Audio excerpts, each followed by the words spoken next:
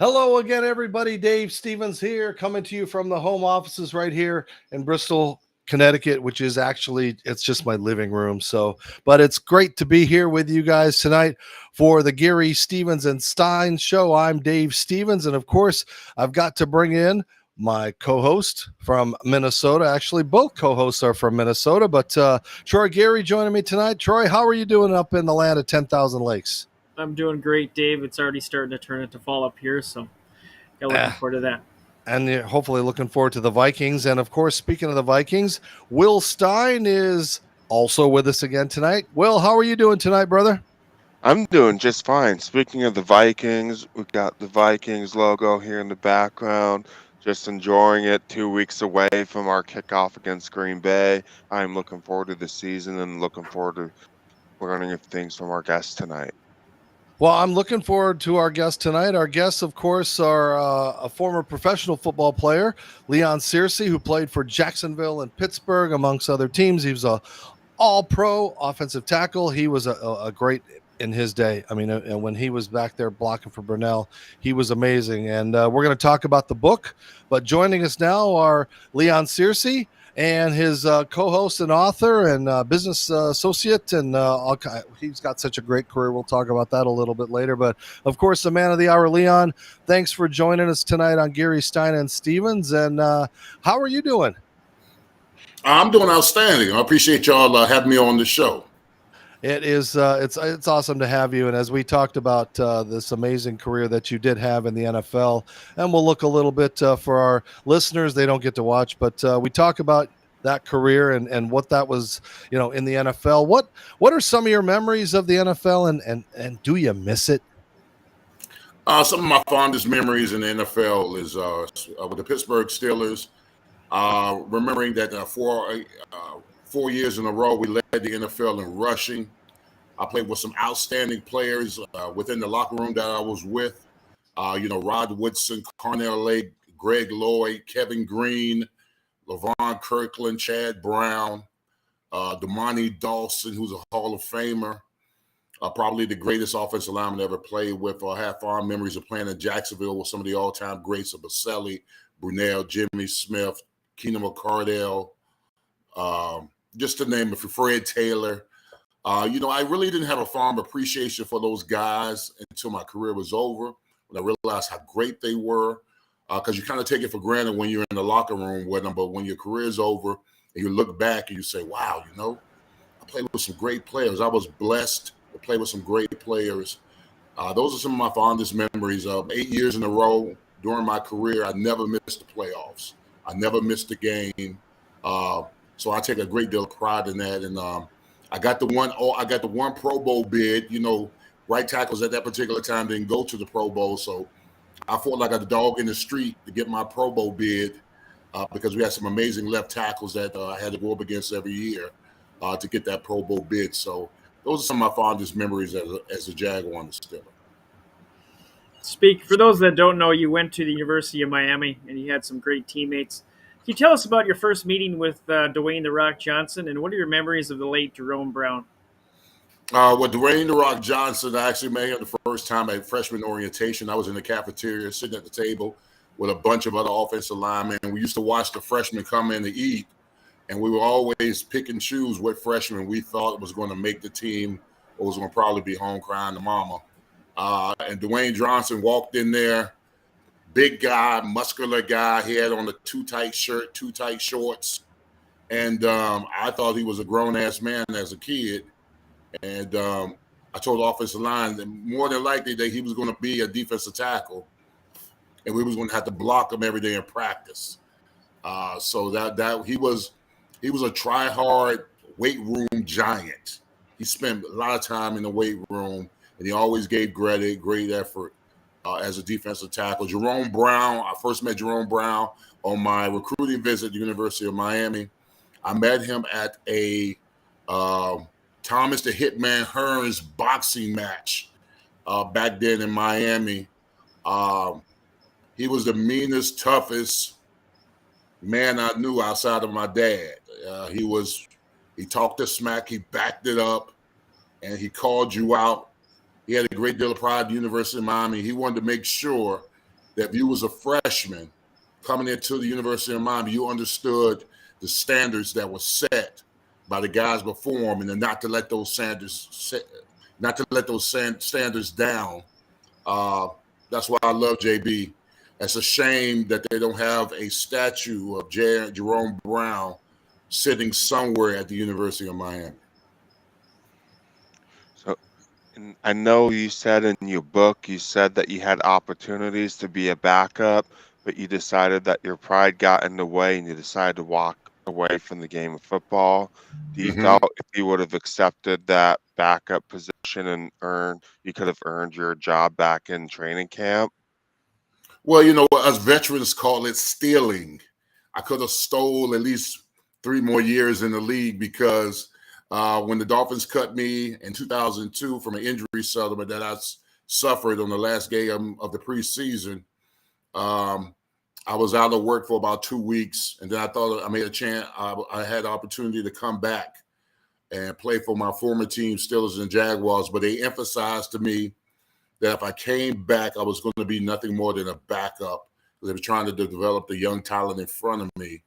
And I had been an 11-year starter, and I took offense to that. And I said, I'm just going to retire. There's no way I can sit on the sideline and not play the game that I love so much. But hindsight, looking back, it probably would have gave me an opportunity to get into coaching, because I probably would have been mentoring those young kids, and then mentoring them to opportunity to get a job as a coach behind that. So right now, if I had taken that job, I probably wouldn't be sitting here right now talking to you about my book, because I've probably been offensive line coach somewhere collegiately or professionally.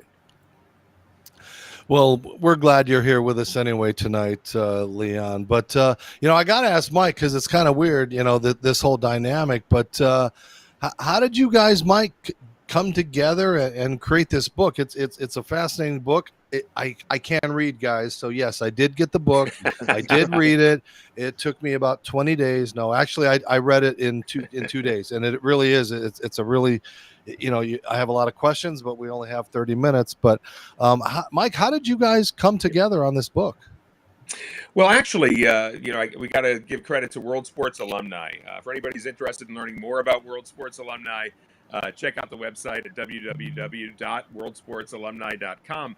But basically what happened was Leon had been working on this book for a long time, and I'm sure he'll probably give us a little bit more information about the background of how he started the book and all of that. But he had approached World Sports Alumni, and World Sports Alumni had put him in touch with a couple of different authors. And for whatever reason, those authors just didn't really deliver. They kind of dropped the ball. And so the CEO of World Sports Alumni, Charlie Williams, who himself was a former professional billiards player known as the Korean Dragon, Charlie had approached me and said, listen, Mike, you've written a book. Would you like to work with Leon on this particular project? And I heard about it, thought it was a great story.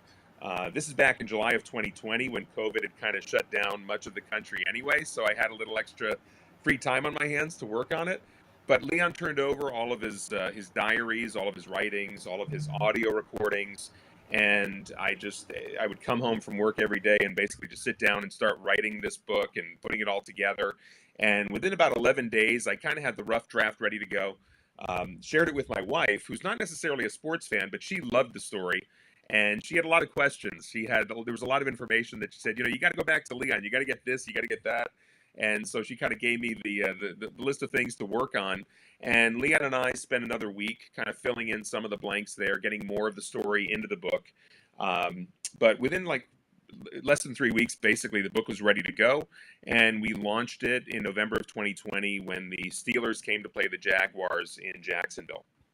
But I know Leon probably has a lot to talk about in terms of the origins, right? I want to know about the origins, Leon, but I also want to know, because as I read it, we're building this crescendo, and I felt like I was going through almost a therapy session with you on your journey. And I wonder if it was very therapeutic, and if it did help you to kind of find yourself in this new phase of your life. And we just lost Leon. Mike, he'll pop back in just a second. We did lose Leon, Mike, but did he discuss if it was therapeutic? That's interesting. He never used the term therapeutic necessarily, though I would say that it was important to him to kind of get his story out there. We actually just did a book signing, and one of the things that he spoke with was that he wanted his story to be a precautionary tale for other NFL players. Leon had a great life while he was in the NFL, made a heck of a lot of money, the highest paid offensive lineman at that time, basically, and yet somehow managed to kind of blow through all of that money. And by the time he retired, basically was more or less broke and twice divorced. So, he definitely had a story to tell there and wanted to get the story out there. And so one of the things that he mentioned in our talk yesterday was the fact that, he acknowledged that he made a lot of mistakes, but he just hopes that some of the athletes that hear the story won't make the same mistakes that he made.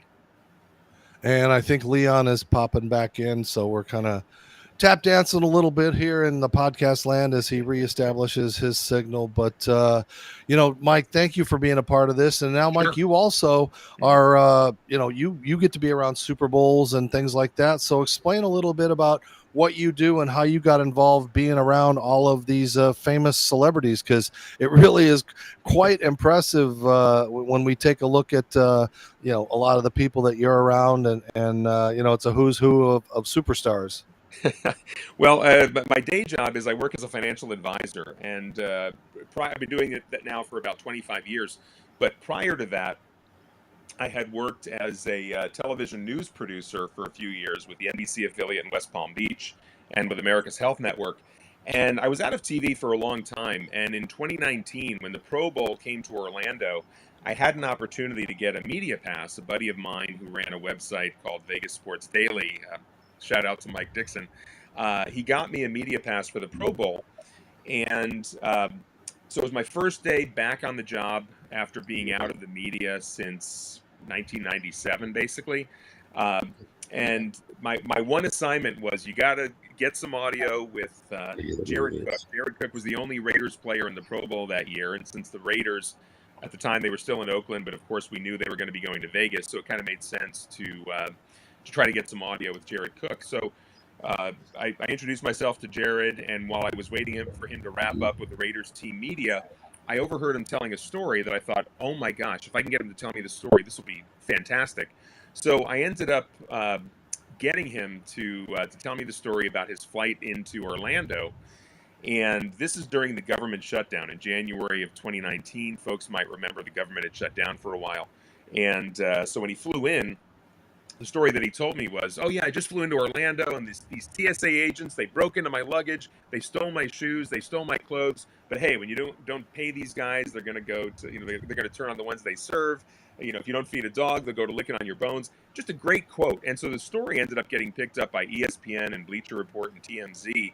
And as a result, I've been able to kind of go back and cover some other events like the Pro Bowl the following year, some different golf tournaments, and the last 3 weeks of Super Bowl. And so it was a great opportunity to kind of get back into to media just for fun, when I have some time to cover some interesting events.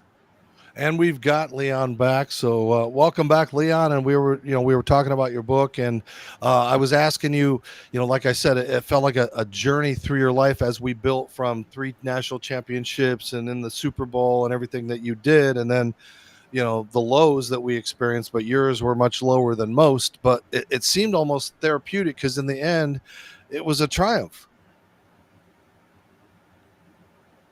Because I remember where I was when I wrote the book. I was kind of at the low point of my career. I wasn't working. I didn't have a vehicle. I didn't have a place to stay. There was a program that the NFL had as far as a dire straits for athletes, where they would give you hotel rooms where you can stay to where you till you get back on your feet. And I was a part of that program, and I stood in this hotel called the Drury Inn in Coral Springs. I remember it specifically. Wasn't talking to any family members, really. I was borrowing money for family and friends, had 2 dogs named Kid and Play that kept me preoccupied. But the book was my way of dealing with the situation that had occurred in my life. I used to cry myself to sleep. I used to wonder, how did I get to this point where I was one of the highest paid offensive linemen in the history of the NFL, to where I'm now in a motel room trying to scavenge up any food that I could get to last me throughout the week. And I used to cry myself to sleep as if that was going to help me in some particular way. And I remember this one particular night, I woke up about 2:30 in the morning, and a spirit in me told me to tell my story. And I went to work. And if you read in the forewords in the beginning of the book, that was the first thing I wrote while I was telling my story. I was very specific about my struggles and where I was. But the book helped me get through the nights, because now I had something to work on. You know, I had a project. I had a reason to wake up every morning, because there was a lot of times where I felt like I didn't. Well, it really is a great book. And for those of you, you can get it on Amazon. I got it here in a couple days. The book is called, what's the book called, guys? Fourth Down and Damn, a lineman story. The autobiography of Leon Searcy is told by Mike Brodsky. That's Available right. at And Amazon. I've got it. Like I said, I read it, and it really is tremendous. And, Well, go ahead, Leon. I can tell you where I came up with the concept of fourth down and damn. Actually, the book is an acronym. Initially, the book was called Diary of an Athlete's Memoirs and Notes. Okay, so when I put the book, I was doing the book, I wanted to come up with the title first to kind of inspire me to go ahead and finish it. And I said Diary of an Athlete's Memoirs and Notes, because that's what basically I was doing. I was actually writing my memoirs, and I was putting notes together of my life to ultimately become a book. And when I looked at the Diaries of Athletes, Memoirs, and Notes, I said, this title sucks. This is the worst title ever. No one's going to want to read this book with that title. And I pondered about it for a couple of weeks until I looked at the letters on the book of the title. I said Diary D, Athlete A, Memoirs M, Notes N. And I said, you know what? I'm just going to call the book Damn. And then a couple of years later, I said, you know what? I got to put the football aspect into it. So I said, you know what? I'm going to call it Fourth Down and Damn, a lineman story. And that's where I came up with the title from the book. Well, for our young viewers, I'm going to have to bleep everything that we talk about when we use that word. So, but speaking of our viewers, we're going to take a short break. Of course, we need to get some money in here to pay for these wonderful special effects that we have. So don't go away. Leon Searcy and Mike Brodsky, of course, with our crew of Geary, Stein and Stevens. Stay with us.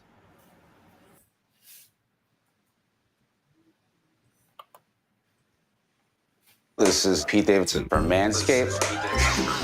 Surprise your girlfriend. Let's show them how hairless we can be, boys.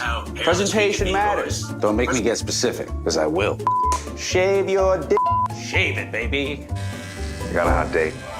I've been using this guy long enough to where I think it's time we went into business together. Meet the new face, among other parts, of Manscaped. Fresh Clean Tees was a shirt company. Over the years, you've asked us for more. We've listened. And now we're entering a new era with a new name. It's time for us to officially be the brand you've helped us grow into. We believe in our basics, from the first thread to the final stitch. We always have, we always will. The only thing that's truly changing is our sense of adventure. We're expanding our lineup by developing new, exciting products that largely come from customer requests. Customers like you are a huge part of who we are and how we got here. So we're still going to make fresh tees, but we're also going to make a lot of new threads inspired by you. In short, we just want to make clothes that you want to wear. So we're an apparel brand now. Let us reintroduce ourselves. We are Fresh, Clean Threads. And those fresh, clean threads, they look pretty good on us. We're wearing them. But again, for Manscaped and for Fresh Clean Threads, if you use the show code GSS at checkout, you get 20% off. And again, these products are amazing, but they're not as amazing as our guests that we have tonight. So let's get right back into it. And I want to bring back in everybody here after we come out of our lovely break with Manscaped and Fresh Clean Threads. And Leon, before I turn it back over to Troy and Will, when we read your book, and again, you got to appreciate how vulnerable you were for everybody, so there was a story that you talked about, and then I actually had seen it on ESPN. You don't always know who you're going to trust and who you can trust, and I know you went through something that, if you could just tell our fans, sometimes they think there are gold diggers and there are people out there that aren't looking for your best interests, and you experienced that in an economical way that still blows my mind. Yeah, well, I like to call them pariahs. I did a interview about a couple of weeks ago where it was very. He asked me a question about my career and do I have any regrets or anything that I'm glad that happened, and I told him I'm glad that I lost all my money when I played the NFL because it got rid of all the pariahs in my life. Because when you're an NFL player, you come across a lot of people who take, and that's investors, that's accountants, that's agents, that's family members, that's women, that's friends, that's all those people. And I found out a lot about myself and them when my career was over because they all disappeared. The party was over. The limo drives were over. I was sitting at the bus stop with nobody as a friend to get on it with me. So, but what I did is I reinvented myself. I put a lot of trust in myself. I took accountability for the mistakes that I made, and I knew at the second go round that I was going to be reliant on myself and the people that I chose. So, and it just listen. My story is a story that's new to the game. It's just a story that I told. When 78% of the players that leave the NFL broke, that's an epidemic that needs to be solved and needs to be relieved. It's a story that the NFL really doesn't want you to tell. 78% of the players leave the NFL broke, and 80% of the guys at the NFL are black. So there's a lot of black young men who leave the game of football with no money. So I wanted to be not the ambassador of any sort, but I just wanted to be the precautionary tale where I was a first-round pick, I was all pro, and I was the highest paid offensive lineman in the history of the league, but yet I went broke. So that's the story I wanted to tell because, unfortunately, there's a lot of players in the NFL that think they're bulletproof. They don't think it happened to them. And with all the accolades that I've acquired in my career, it sure enough happened to me. Well, Troy and I had on Lee Steinberg recently, and we had Hugh Jackson on, and we talked. And this is just a plain question to you, Leon. If in the last 30 years, most of the players, 65 to 75% of them are African American. Mm-hmm. Why isn't that turning into coaching jobs around the league? Why aren't these players becoming the head coaches? We talked to Hugh about it. We talked to, a lot of people about it. Lee Steinberg, Troy asking point blank, like this Rooney Rule is kind of a joke. And I know you were in coaching for a while at FIU, but why aren't more black athletes and players getting those coaching opportunities? Is it what we know as is, or is it? It's the climate and the culture of the owners. The owners like to be around people that are familiar to who they see or who they're associated with. Business deals, family members.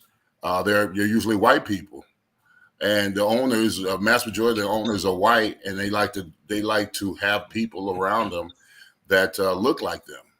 And the only way you're going to be able to change the culture of more African or more black coaches in the NFL is that you got to have ownership.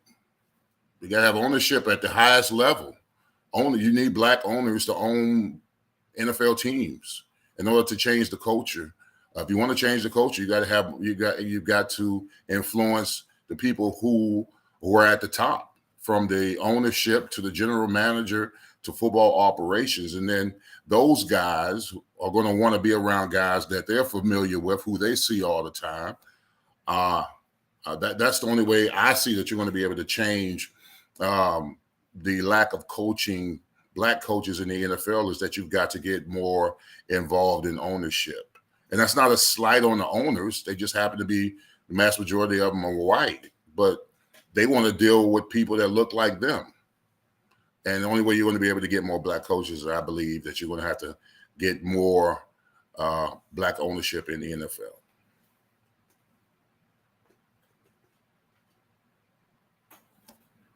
A story in your book, but draft day, you decided to stay home draft day. The Dallas Cowboys already had a jersey for you, showed up at your house ready to sign a contract. Did you can you tell us a little bit about that story, and did you know Pittsburgh wanted to draft you? I had no idea the Pittsburgh Steelers were interested in me. Only like 20 years later did my mom tell me during the national championship game in Miami in 1991, she told me that Franco Harris was sitting right next to her. She didn't really relay that information to me until about 10 years ago when they was watching the national championship game when we played Nebraska, that Franco Harris was sitting next to her. But she didn't let me know, so I had no idea the Steelers wanted me. I didn't go to New York. I was invited to New York because I was a projected top 25 player. The draft was at noon. It didn't have the star power that it had now. I mean, it wasn't an 8 o'clock prime time showing. It was at noon. I remember waking up at 6 o'clock in the morning, and I couldn't sleep because I was nervous about where I was going to go. And in the kitchen was my dad. He was up as well, and we took a walk. He took me around the neighborhood I grew up in because we wanted to remember where I came from.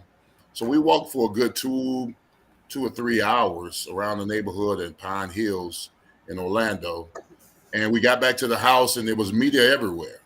It was local and national media in the front of my yard. And everybody wanted the interview of me before the draft. And I was like, nope, you got to wait till I get drafted. And so I get into the house.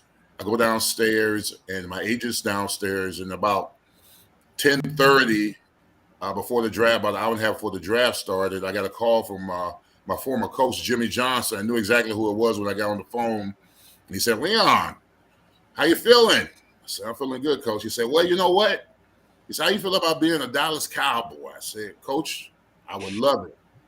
And the Cowboys had the 17th pick in the draft at that particular time. And he said, typical Coach Johnson was like, if we draft you, you're going to hold out. And I was like, no, Coach, I won't if the money's right. He was like, well, we got a representative of the Cowboys that just landed in Orlando. They'll be in your house in 30 minutes. So the guy, about 30 minutes later, around 11 o'clock, an hour before the draft, this big burly white guy comes in the house, has a cowboy hat and boots, has my jersey 73 on the shoulder. He walks in my kitchen, grabs a beer, doesn't ask, goes down in my den, and him and my agent are downstairs negotiating my contract. So I felt pretty good. You know, I had a relationship with Jimmy Johnson because he recruited me out of high school, and I felt I was going to be a Cowboy. My dad was super excited because he was a Cowboys fan. He wanted me to go to the Cowboys. So everybody in the family was like, who's that? I said, well, that's the Cowboys. They're going to draft me in the first round. Everybody was like, oh, okay. So the draft comes on at noon, and there's picks after picks after picks going on or whatever. We get to about the 8th pick in the draft, and I hear a phone call. I pick it up, and I said, hello. He said, Bill Cowher, Pittsburgh Steelers. I said, how you doing, Coach? He said, well, guess what, Leon? 11th pick in the draft. He said, you're going to be a Pittsburgh Steeler. I said, wow. I said, Pittsburgh Steelers. I said, well, I got the Cowboys. I didn't tell him this, but I'm thinking to myself, I got the Cowboys in the house and the Steelers on the phone. So I said, I'm just going to wait and see what happens. So we get to the 11th pick in the draft. The commissioner grabs the card. The 11th pick, we select Leon Searcy. Everybody, family goes up, goes crazy, high-fiving, hugging, crying, everything. And I remember the Cowboys representative tore up something. I don't know if it was a contract or anything like that, but he tore it up. He's walking out, about to walk out of my den. And I say, hey, man, listen. I said, let me get that jersey because it already has my name on it. I know it's a Cowboys jersey. It already has my name on it. Let me keep it. He turned around and looked at me and said, son, understand this. So you're a Steeler now. So Cowboy never give a Steeler nothing.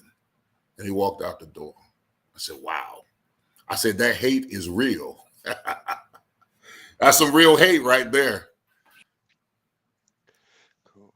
That's very interesting. Speaking of shirts and all that good stuff, I remember one of your companies, Wheelman Block, and you had some clothing lines and all that good stuff. I actually have a shirt that says "Get Dirty, Be a Lineman," and you had some other clothing. What was the intention of Wheelman Block besides some apparel company? If you can see that, that's I see it. Yeah, you know what? You got one of the original shirts.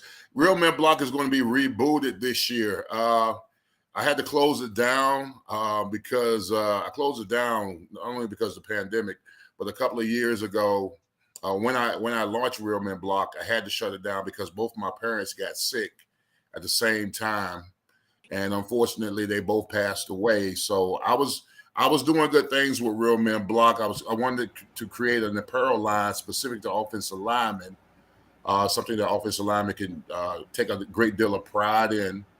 And what happened is I ended up having to shut it down because, for one, I had to take care of my mom and dad when they both got sick, and then unfortunately they both passed away, and I kind of got uninspired to want to continue with it because of their passing. But I'm rebooting it this year. This is the reboot of Real Men Block. We got some new designs. We got some new hats and tees, and then we're going to build it from this point on. And I've got camps that I'm putting together specific to offensive linemen and drills and skills and fundamentals and techniques, punching, sliding, kicking, all that kind of good stuff. So it's going to be the resurrection of Real Men Block this year. So look out for it. Yeah, and hey, while we're promoting stuff, don't you have a line of cigars too that you guys have got going, right, my friend? I am a cigar aficionado, so to say. I've been in the cigar business now for 3 years. My partners and I, my partner Howard G, who's the CEO of Howard G Cigars, Ike Taylor, 2-time Super Bowl champion with the Pittsburgh Steelers, and myself, created this umbrella called HowardGCigars.com, and with everything specific to your cigar taste. We started the business 3 years ago. We're in 17 states now and 60 lounges. We've got Black Moses that comes in the Maduro, Natural, and Limited. We've got the Magic Stick that comes in the Habano. It comes in the Cameroon and the Connecticut. Ike's brand is, and then we have the All Pro brand. Ike Taylor has the One of a Kind, and then he has a One of a Kind Connecticut, and then mine's is called an All Pro. You know, so it's an All Pro Series cigar. It's 8 1/4 cigar with a 60 gauge. A lot of people don't know that it's a big stick. That's a big one. Yeah, it's a big one. It's gonna. Listen, if you play golf, and I've had a lot of guys who play golf that bought the cigar, I can confirm it'll get you through 13 holes. All right, it'll get you through 13 holes. It is price point confirmed for 13 holes of golf. All right, if it doesn't get you through 13 holes of golf, don't blame me. It might get you through the whole 6. It might get you through more, but that's the big Searcy. And then the little Searcy, it just came out last week.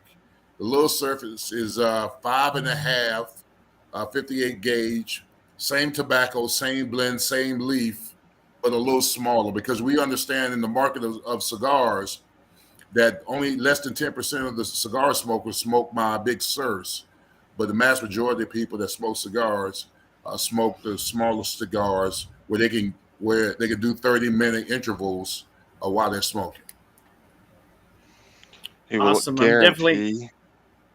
Go ahead, Will. Will guarantee straight drives right down the middle of the fairway at 300 yards if I smoke one of these cigars. Here's going to be the disclaimer: if you play golf, okay, you're in those 13 holes, you're guaranteed at least one birdie.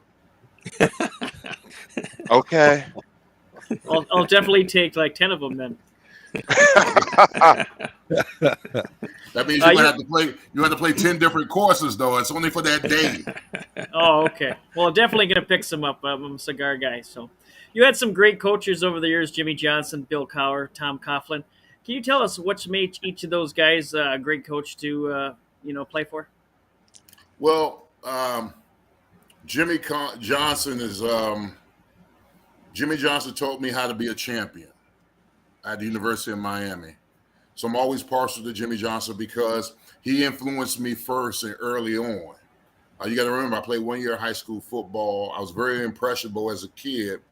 So to have a guy, your first day of freshman orientation, tell you, welcome to the University of Miami. If you're not here to win championships, then you need to take your blank home. And then walks out the meeting. That was Jimmy Johnson, the first day of freshman orientation. He set the bar super high. Every day in practice, you were competing for your scholarship. He would tell you basically that your scholarship was not safe. That if you didn't come out here and compete, you would not be there. So Jimmy was very impressionable upon me because I was a 17-year-old kid, kind of green, out of Orlando, and I come to the big city of Miami, and I did whatever Jimmy said. And Jimmy loved me because I was a physical, fast, present on the scout team, and I gave my all, whatever he told me to do. As far as Coach Cowher was a player's coach. You would love to play for Coach Cowher. He was the type of guy who you would run through a brick wall for. He was kind of one of the guys. He was one of the guys because he had played the game of football. He understood the measurables of playing football. And he understood morality. You know, he took care of the guys. He treated guys like professional, like grown men. Tom Coughlin was like a drink with no chaser. All right. He was stiff, stern, and firm in his ways. If you didn't like the work, you weren't going to play for Tom Coughlin. He wanted you to be smart, physical, and finish. Tom Coughlin was a thorn in my side, the pebble in my shoe. He was all that, but I had nothing but the utmost respect for Tom Coughlin because he took a fledgling franchise with the Jacksonville Jaguars, and he turned them into winners.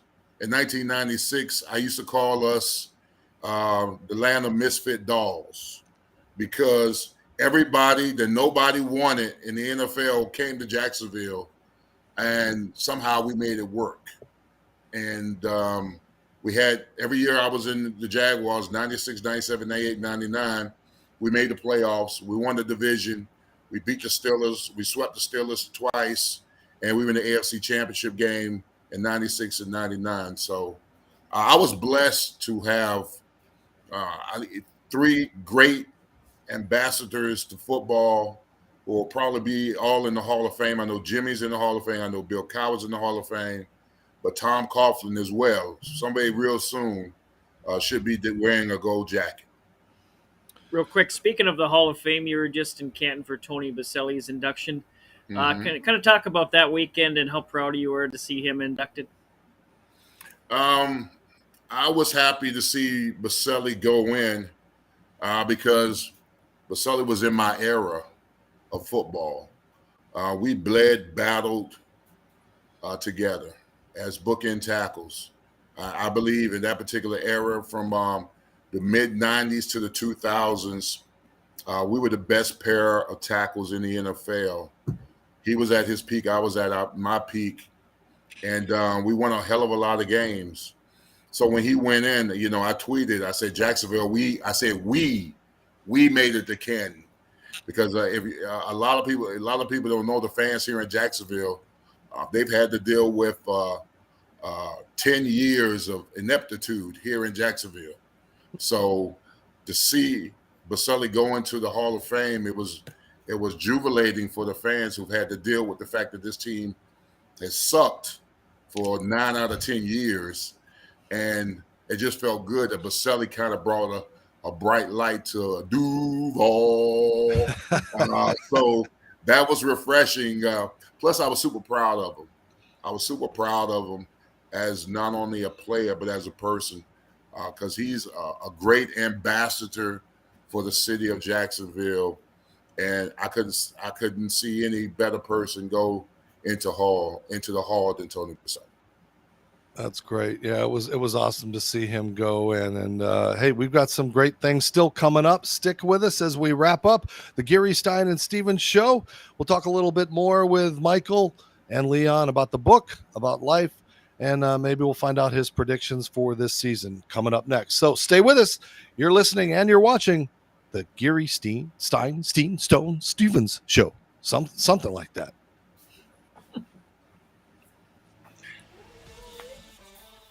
Hi again, everybody. Dave Stevens here from Manscaped. And you know, what you see on the outside isn't always what you get down below. And what's the best way to get rid of all this unwanted stuff below the waist? By using the complete line of Manscaped products to get rid of all that unwanted, unsightly hair from down below. That's because Manscaped has come out with the Performance Package 4.0. Inside this set, you'll find their Lawnmower Waterproof 4.0 trimmer, the Weed Whacker Ear, Nose, and Hair Trimmer, Crop Preserver Ball Deodorant, Crop Reviver Toner, Performance Boxer Briefs, and a travel bag to hold all your goodies. So, if you want to get rid of this, or you can look like this, thanks to these amazing Manscaped products. And if you check out now and enter the code GSS Show, you save 20%. So go to manscaped.com, your boys will thank you, and the significant others in your life will be happy too.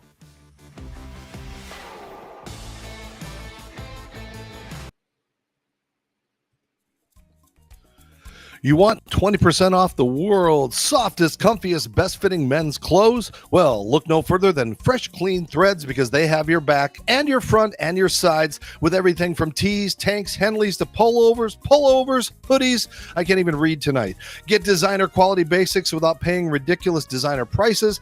Everyone deserves to look good and feel great. Confidence shouldn't cost a fortune. Go to freshcleanthreads.com. Use our special code GSS Show for 20% off your order. Your perfect fit awaits. And they do fit really well, I think, because we wear these, on every show, and they're starting to stink a little. I think I should probably wash them maybe in between, But I'm telling you, the Manscaped stuff, I just have to say this for a second. Hold on. So the products that they have, and again, you sit this thing in this thing, it charges itself. It's got a little light hair. Last episode, I actually took off a giant chunk of my chest hair, but you don't want to do that. But it really is good, and the stuff smells good, and I can even do my own face. So it really is. It's cool that we have these tools now where we can clean up down below and up top. So again, all of our supporters out there, thank you very much, including Disability Channel fans, Ability Media, our fans on Facebook, YouTube, LinkedIn, all over the podcast world. But as we get back to our show, Leon, as we wrap things up, I'm wondering, are you still a fan of the NFL? Do you still kind of follow? Do you look and see who's good as an offensive lineman, or is it kind of like, I've kind of moved on and I don't really care anymore? No, I'm still a fan of the NFL. I mean, I have my own sports talk radio show in Jacksonville, 1010XL 92.5 FM. It's the flagship station of the Jaguars, Monday through Friday from 12 to 3. It's called Lunch with Leon. So I've got to stay engaged with the NFL, with the Jaguars, what's going on. But yeah, I stay busy with different storylines that may affect the Jaguars in some particular way. So, and plus, I love watching offensive line play. Being a former offensive lineman and being a former offensive line coach, I'm always a stickler on watching guys fundamentally, techniques, fundamentals, aggression, kick angles. It's the coach in me. So, I mean, when I watch a game, I know everybody else watches the quarterback and wide receivers. But the first thing I watch when I watch any game is offensive line play. I can tell you if they got beat, twist, if he missed, if he whiffed, all that kind of stuff. So, that's embedded in me. So I'm always going to be a lineman to the day I die. Hey, Mike, I got a question for you. This is your second book. For the people listening, viewing, how hard is it to get together a bunch of different things and slap together a book? You made it sound easier when you were talking earlier about how you did it in a couple of weeks. But can you give us the process for people that really want to write a book, but they don't know how to do it? Yeah, absolutely. It's interesting because I talk about how quickly this one came together. The first one, which I just happen to have a copy right here, Incremental Improvements, Change Your Life One Small Step at a Time. I should point out that one was actually a much longer process. I started writing it when I was a financial advisor with Smith Barney. And at the time, I wouldn't even have been allowed to write a book because we weren't allowed to have outside business interests. And in 2010, our team made the move from Morgan Stanley Smith Barney over to Ameriprise, my current firm. And what I found out was that I could become an author. I could write a book. I just had to get approvals from the industry regulators and from our compliance department within the company. But the interesting thing about that book was I kind of started it around 2006. And really, it was when I first started, it was only just a collection of different notes that I was taking on advice that I found myself giving to people that were asking me questions about more than just the money. They were asking for life advice, and that's what I was trying to provide. And I finally finished that book in about 2014. So it was about an 8-year process to put that book together, and then had to go through an 8-month compliance review and had to take out certain sections and make a lot of revisions, put in a bunch of footnotes. So that one came together, and I was able to kind of figure out the whole self-publishing world after talking with some different literary agents and realizing that given my situation, I might be better off to just self-publish. But for anybody who's an author or thinking about being an author, what I would suggest is go to Kindle Direct Publishing.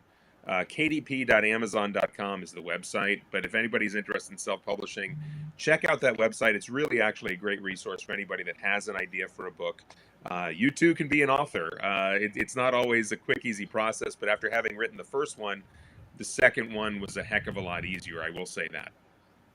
Mike, give us a little, put Leon on the spot here. Give us a little insight. Is he a big teddy bear inside on that gruff outside appearance? I mean, what did you learn during this process that maybe we don't know about this superstar man on the field that shoves guys and, Hey, I can tell you I'm a big teddy bear. You don't have to ask Mike. I'm a big teddy bear. Yeah, absolutely. Leon is a great guy. I mean, and he's got so many stories. I mean, what was great about really working on this project was, I mean, Leon really revealed every aspect of his life. I mean, I know things that obviously we didn't put in the book for various reasons, but Leon's he's got so many amazing stories. I mean, he's just a wealth of knowledge and information, and certainly, the fact that he's willing to share all the lessons that he's learned and be so open. I mean, that's what's so unusual. When you meet a lot of athletes or celebrities in general, they tend to be very protective of who they are and try to protect their image. And Leon really put it all out there. I mean, everything, all of those secrets are in the book, really. I mean, Leon was more than willing to kind of expose everything in his life, and that's rare. So I got to give Leon credit. He's the candy man, right? He's the candy man. I am the candy man. I am the candy man. I am the candy. You know what's funny is we had a book signing in Miami in Coral Gables over the weekend, and my cousin that we've named TB in the book is actually his nickname was Tater Bread, and we ran into him, and he was telling us that he wanted his residuals from the book because he felt like he was the star of the book, because a lot of those stories, a lot of the mishaps and mayhem that I got into while I was playing, he was involved in 90% of them. So the names weren't changed to protect the innocent in this case. Oh, well, they were. And then he was like, look, Leon, he was like, look, cuz, I don't want to have to sue you. I said, wait a minute. First of all, you're not going to sue me because we have a disclaimer in the book. But he was joking because a lot of those stories that you read in the book had a lot to do with my cousin that we saw in Miami over the weekend. Right. Yeah, it was great to meet him. I mean, that was a trip. Well, you didn't meet him sober, unfortunately. As we wrap up here, go ahead, Mike. As we wrap up here, Leon, I got one more question for you. What advice would you give to a young Leon or guys entering the league right now? The advice that I would give young players coming into the league right now is, first and foremost, save your money.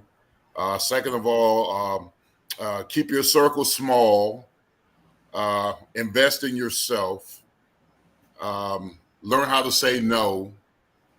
And understand that your window of earnings potential is very, very small. Get all the freaking cash you can. That's not too bad. That's great. not too bad. Save And, your money, kids. That's right. Leon, last question of the night. We ask quarterbacks, we ask running backs, we ask pitchers. What do you ask an offensive lineman as their greatest moment of their career? Is it a pancake? Is it blocking someone for a 70-yard run? Is it being a right tackle defending a left-handed quarterback? I mean, what would be your greatest moment on the field as an NFL player or even in college? What we're having a beer and you're like, that was the day I did this. My greatest moment as an offensive lineman had to be in 1989. It was my first year starting at the University of Miami. I was a redshirt sophomore, and the last game of the season we played #1 Notre Dame in the Orange Bowl. They had beaten us the year before in the so-called Catholics versus convicts. They beat us 31-30 because Jimmy Johnson went for 2 instead of kicking the extra point. So when Jimmy Johnson got the job with the Dallas Cowboys, he had a meeting with us. First time I ever seen Jimmy Johnson cry when he was telling us players that he was going to the NFL. Before he walked out of that meeting room, he said, "Do me a favor." He said, "Beat Notre Dame's blank." And he meant it. So going into that season, it was the last game of the season. Notre Dame was #1. We were #7 in the country. And I remember we had a play towards the end, right before half. It was a trap block. I was playing right tackle on the left side with the tight end. The guard went for the backer. The tight end the center went for the backer. And I pulled and I trapped Chris Zorich. And I pulled and trapped Chris Zorich. And then Steve McGuire ran right off of my backside. And we scored the touchdown and went up. And that was my signature moment of my kind of emergence as a legitimate offensive lineman on that particular play. And we end up winning the game 27-10. We beat Notre Dame in the Orange Bowl, and then we beat Alabama in the Sugar Bowl to eventually become the national championship stadium. Much like 30 for 30, we could have spent hours on the criminals and convicts and all of that at the U, and maybe we'll do that at another time. But Mike, where can people find you and follow you?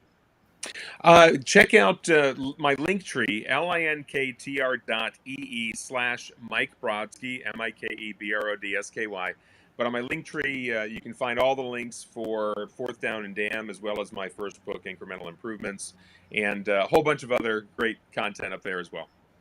And LeonSearcy.com, and anywhere else we can find you for cigars and things like that, Leon? Yeah, I mean, you can follow me on Facebook, Leon Searcy Jr. on Facebook. You can follow me on Instagram, L Searcy Jr. on Instagram, and you can follow me on Twitter, Leon Searcy Jr. 1 on Twitter. I'm not really a social media butterfly, so if you follow me, I ain't gonna be on there every day. I'm just gonna let you know. Well, where can we get those cigars? Yeah. Hey, you can get those cigars at howardgcigars.com. howardgcigars.com. All right. Well, gentlemen, thank you. And I know we can always find Troy on the Geary, Stein and Stevens show. So thank you guys out there on TV land, on the internet, on all social media platforms. Continue to follow us. This is Dave Stevens saying good night. It was a great show. And don't forget, go out, get that book on Amazon, Fourth Down and Bleep.